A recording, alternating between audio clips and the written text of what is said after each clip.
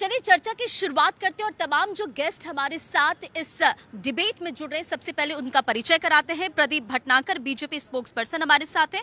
Pushpraj Yadav Congress leader हमारे साथ हैं। हाजी नाजिम खान पीस पार्टी के स्पोक्स पर्सन हमारे साथ जुड़ेंगे। मनीष सिन्हा पॉलिटिकल एनालिस्ट हमारे साथ हैं। एहसान खान पॉलिटिकल एनालिस्ट हमारे साथ हैं। इसी के साथ रीना गुप्ता राजनीतिक विश्लेषक हमारे साथ है। रंजीता सिंह सोशल एक्टिविस्ट हमारे साथ हैं और अजय कुमार जर्नलिस्ट भी हमारे साथ जुड़ेंगे। लेकिन सर सबसे पहले चर्चा की शुरुआत आपके साथ करते हुए और पश्चिम बंगाल में जो इतिहास बीजेपी ने रचा है, 15 साल बाद यहां पर जीत हासिल हुई है, ममता सरकार को उखाड़ फेंका है, क्या कुछ कहेंगे? क्या लगता क्या इसके पीछे की रणनीति सफल हुई है?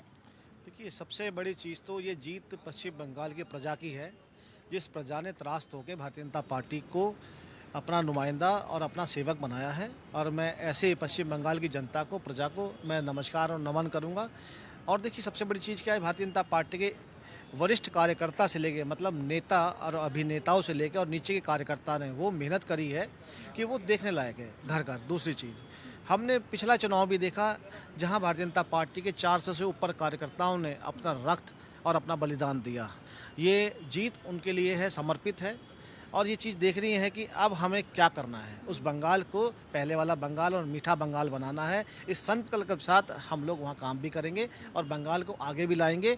और उसकी जनता जो त्रास थी, पश्चिम बंगाल की जनता, हमें उसके लिए क्या रोजगार, क्या विकास, क्या हमें इंडस्ट्री देनी है, उस पर बाकायदा फोकस है। माननीय प्रधानमंत्री जी ने इन रूपरेखाओं पे काम करना शुरू भी कर दिया है। और अब जो परीक्षा हमारी सबसे बड़ी है कि पश्चिम बंगाल की प्रजा के लिए क्या विकासशील बातें और क्या काम करनी है, ये बड़ी अहम चीज़ है। और मैं तो फिर नमन करूंगा कि इस पश्चिम बंगाल की जनता को कि हम पे इतना लंबा विश्वास करा है, क्योंकि हम तो कभी सोचा भी नहीं था कि हम पश्चिम बंगाल में सरकार बनाएंगे।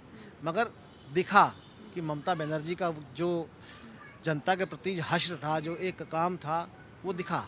और वो आक्रोश था जो वोट डाल के जनता ने अपने आक्रोश को आज शांत करा है, ठंडा करा है।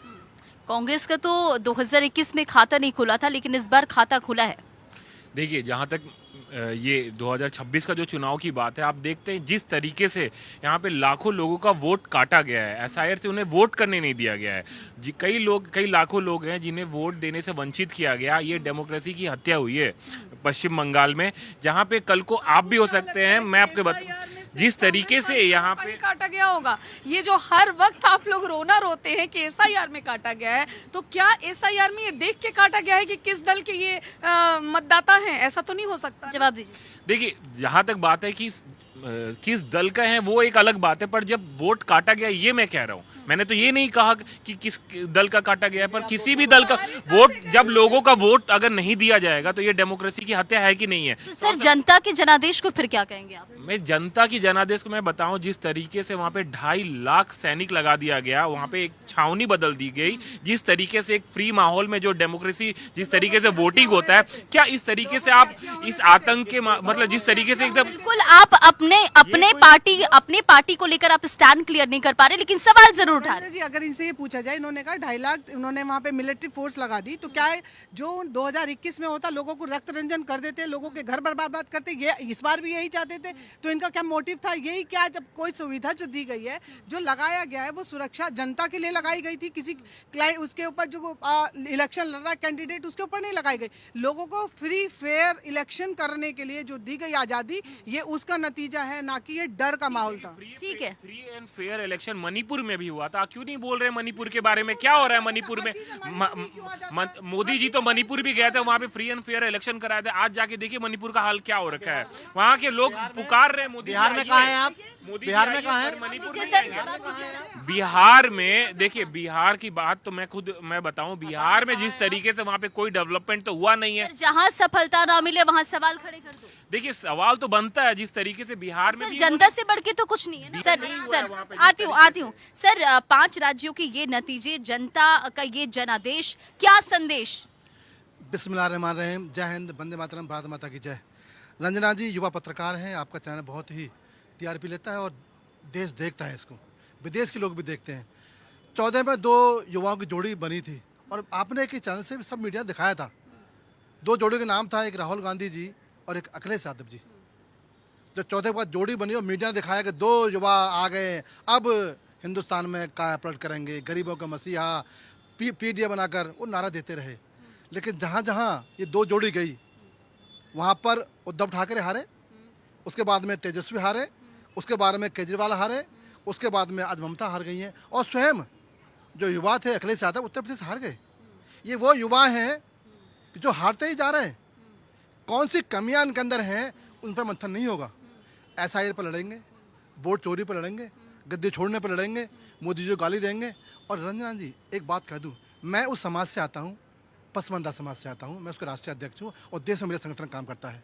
इस बार पश्चिम बंगाल में मेरा राष्ट्रीय नेतृत्व वहाँ चुनाव पर काम करने गया था, महीने भर प्रवास रहा है और गाँव देहातों में गए। वहाँ का जो मूल था मुसलमान है वो परेशान था, ना उसके पास सड़क थी, ना उसके पास में बिजली थी, ना उसके पास रोजगार था, ना ही उसके पास धन था।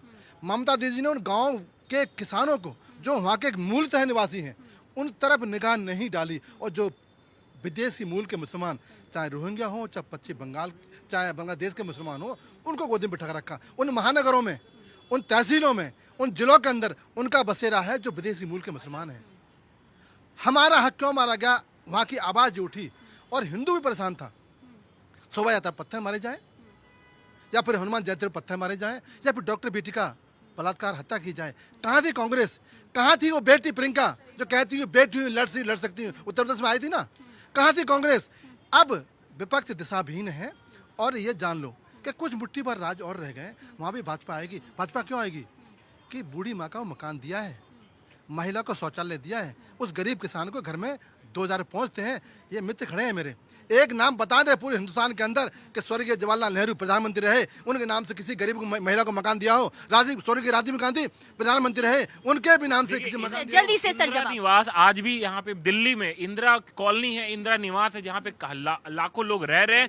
क्या वो कमी रह रही है जो जनता का समर्थन नहीं मिल पा रहा? बिहार का जिक्र करें आप, पश्चिम बंगाल को बताइए। पश्चिम बंगाल में टीएमसी की बात करें या बीजेपी की बात करें और कांग्रेस की बात करें, जो भी है, मैं आपको बताऊं कि जिस तरीके से एसआईआर में लोगों का वोट काटा गया है, और ये मैं जरूर कहूंगा कि ये एसआईआर एक ऐसा मुद्दा जो है, ये सिर्फ इलेक्शन जब आता है उससे पहले ये यहाँ पर जिस तरीके से बंगाल हो और असम में, जब ये कहते हो असम में तो कुछ नहीं हुआ, पर बंगाल में जिस तरीके से 27 लाख वोट बहुत। मैं तो मेरा तो एक प्रश्न ये है कि आप ये बताइए, जिन मुद्दों को आपने यहाँ बताया, क्या पश्चिम बंगाल लेके गए थे? क्या जनता ने ये चीजें सुनी आपकी?